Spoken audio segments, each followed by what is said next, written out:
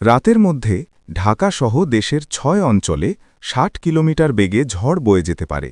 একই সঙ্গে বৃষ্টি বা বজ্রসহ বৃষ্টিরও আশঙ্কা রয়েছে। বৃহস্পতিবার ২৬ মার্চ বিকেল ৩:৩০ থেকে রাত ১টা পর্যন্ত দেশের অভ্যন্তরীণ নদবন্দরের জন্য আবহাওয়া অধিদপ্তরের দেওয়া সতর্কবার্তায় এই তথ্য জানানো হয়।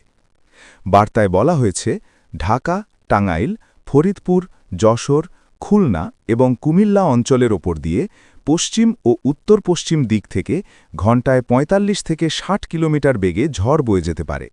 এ সময় বৃষ্টি অথবা বজ্রবৃষ্টিরও শঙ্কা রয়েছে। এসব এলাকার নদবন্দরকে ১ নম্বর সতর্ক সংকেত দেখাতে বলা হয়েছে। এদিকে বৃহস্পতিবার দেওয়া আবহাওয়ার নিয়মিত বার্তায় বলা হয়, পশ্চিমবঙ্গ ও তৎসংলগ্ন এলাকায় অবস্থানরত লঘুচাপের বর্ধিতাংশ এবং দক্ষিণ বঙ্গোপসাগরে মৌসুমের স্বাভাবিক লঘুচাপের প্রভাবে আবহাওয়ার পরিবর্তন হতে পারে। এ অবস্থায় আগামী কয়েকদিন বজ্রসহ বৃষ্টি এবং কোথাও কোথাও শিলাবৃষ্টি হতে পারে।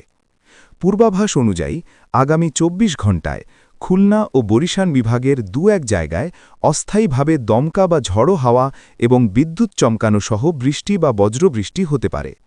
দেশের অন্যত্র আকাশ আংশিক মেঘলা থাকলেও আবহাওয়া প্রধানত শুষ্ক থাকতে পারে। এদিন সারা দেশে দিন ও রাতের তাপমাত্রা সামান্য বাড়তে পারে।